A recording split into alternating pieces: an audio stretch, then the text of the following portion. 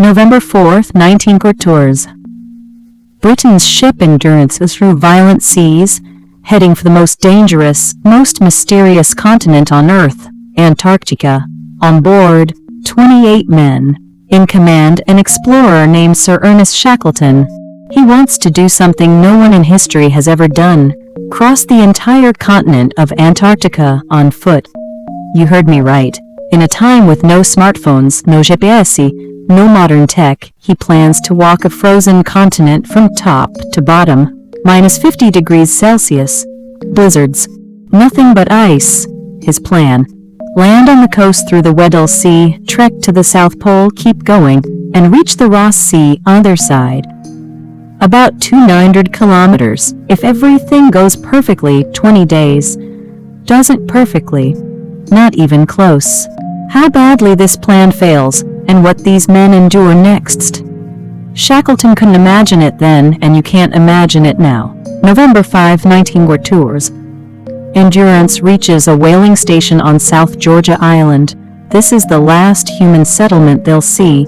Below it lies the Antarctic Peninsula and the Weddell Sea, a sea trapped on 3 sides by land.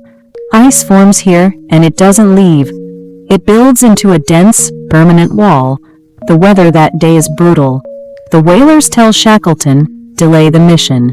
Go now and you won't come back. Shackleton says, we go. December 5, 1914. Endurance moves to the Weddell Sea. The ice is heavier than anyone expected. Still, January 18, 1915. After weeks skirting the ice edge, the ship is trapped, completely stuck. Days later, the crew spots a 15-foot crack 50 yards away. Maybe that's the way out. For 3 hours they run the engines at full power. The ship doesn't move an inch. They get out with axles. Nothing. And slowly, the ice-folding Endurance begins to drift. It carries them away from land.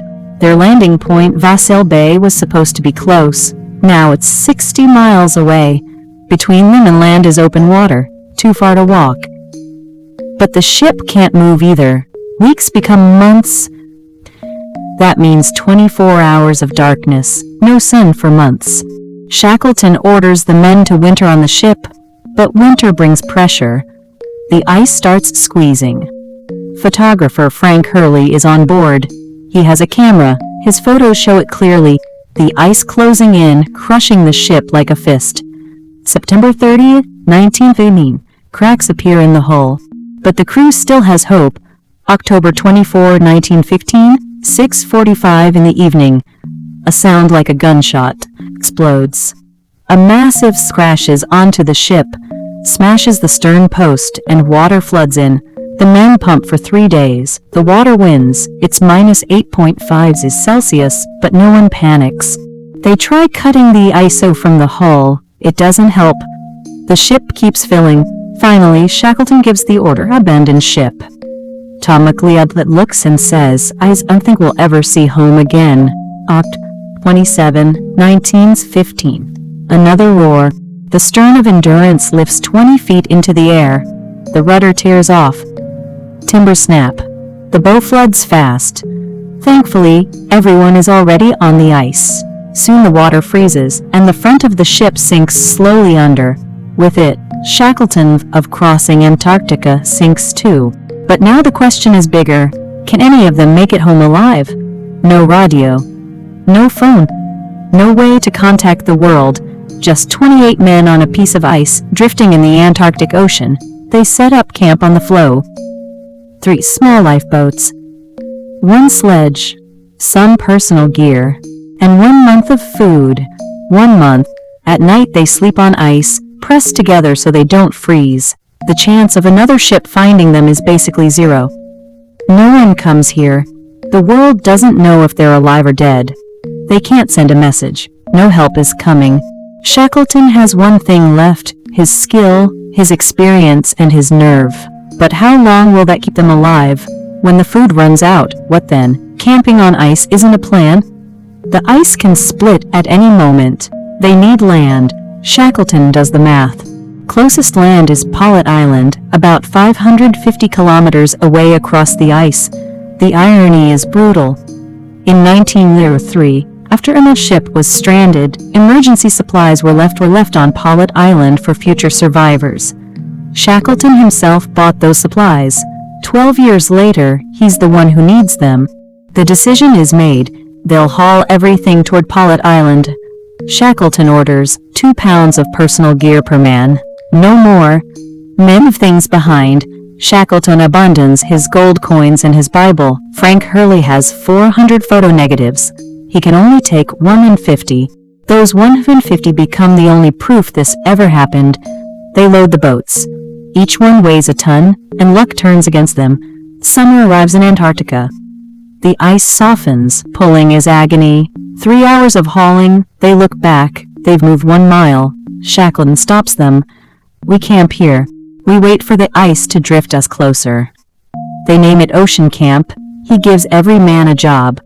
Boredom kills faster than cold. November 21, 1915. More pressure hindrance. The stern jumps out of the water, hangs for a moment, then the whole ship disappears under the ice. The crew watches from kilometers away. Their last link to the world is gone. Now it's just them, the ice, and Ocean Camp. A few weeks later, the east. Wrong direction, away from land. December 3, 1915. Shackleton decides to move again. They march a few kilometers. Then they hit thin ice and open water. They can't go forward. They can't go back. New floe. New camp. Food gets tight. 1 biscuit a day. Diluted milk. A little meat paste. They hunt and penguins. Shackleton lies to the men about how much food is left. Enough to keep us alive, he says. He knows the truth. This is a mental game now, and mental strength matters. In 2005, Dinaz Vervatwala suffered 53% burns in a house fire. Doctor said a normal life was impossible. 1916, she refused. Mountains. Years later, she set its world record. That's bad news. 26 hours of non-stop aerobics. Today she trains Olympians 57 miles away, but 90 degrees west, always blocked by impossible ice. Only 2 islands left before open ocean, Clarence Island and Elephant Island. After that, thousands of kilometers of the Drake Passage, the most dangerous sea on Earth. 12-meter waves, 20,000 dead, 800s lost. Even today, in 2025, it throws cruise ships around like toys. Shackleton knows, if they reach the Drake on this ice floe, they die. Food runs out again. They kill the dogs. They eat rotten seal meat. They melt ice against their bodies for water. One spoon. Once fact, there were 28 men, but officially 27. A stowaway named Blackborough hid on the ship in 1914. Shackleton told him, if we starve, you're first. Like the story of Flight 571. Some things you hope you never have to do. Luck shows up. They kill a sea leopard, 1,000 pounds of meat. They survive. April 7, 1916, Clarence Island appears. 83 kilometers. Hope. Then the wind shifts east. No islands east. Only death, now 50 meters long and breaking up. It's too dangerous to stay. Shackleton decides, we take the boats. We row to Clarence Island. Icebergs everywhere. They find a big one. Camp cracks. Fireman Ernie Holness falls. The iceberg splits. Shack's up on one piece. The crew on another, drifting apart in the dark. Then Shackleton's voice, are you there? They row. They get him. Holness is freezing. No fire. Shackleton orders, walk. Until your clothes dry. He walks all night. He lives. The wind keeps changing. They change course 4 times. Clarence, King George, Hope Bay. Finally, Elephant Island. Last island before the Drake. Some 60 kilometers northwest. It's -8 Celsius now. Less ice means less water. Thirst cracks their lips. They eat raw seal to swallow. The floe drifts toward Elephant Island. Now it's 50 kilometers away. Hilton says, launch the boats. We row the rest. April 15, 1916. They make it. After 497 days, they stand on solid rock. Having been through hell, this uninhabited lump of rock feels heaven. But Blackborough can't walk. Rickson has a heart attack, and Elephant Island is empty. No people, no supplies, no ships. Shackleton looks at the map. 3 options. Cape Horn, 8 kilometers through the Drake, suicide. Falklands, 880 kilometers. Also suicide. South Georgia Island, 100 kilometers. Longer, but wind and current help. He chooses South Georgia. He takes 5 men and one 22-foot, the James Caird. The rest stay. He puts Frank Wild in charge. April 24th, 1916, they launch at the Drake Passage. 4 hours rowing, 4 hours rest. There is no real rest. Waves. Vomit. Exhaustion. Winter now. 20 hours of darkness. They navigate by sun and sextant when they can see it. The boat floods. They pump. They pump. A wave almost capsizes them. They survive. No room to sit. They eat lying down. Shackleton starts cursing seabirds. Even he is breaking. 3 weeks of this. May 10th, 1916. Land. South Georgia Island. 522 days after they left it. They hug. They break down.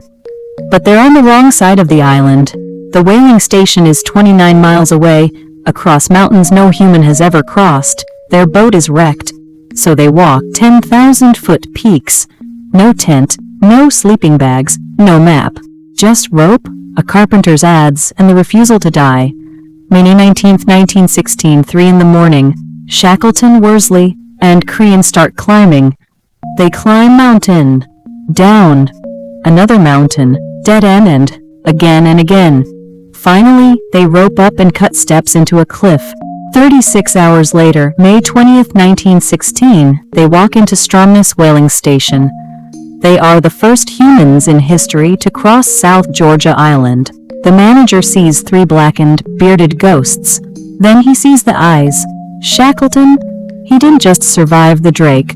He crossed a mountain range that was supposed to be impossible. Shackleton rescues the 3 men on the other side of South Georgia. But 22 men are still on Elephant Island. He tries to reach them. Once. Twice. 3 times. Ice stops him every time. August 1916. He gets the Chilean ship Yelcho. August 30th, 1916. They reach Elephant Island. And there they are, all 20 alive.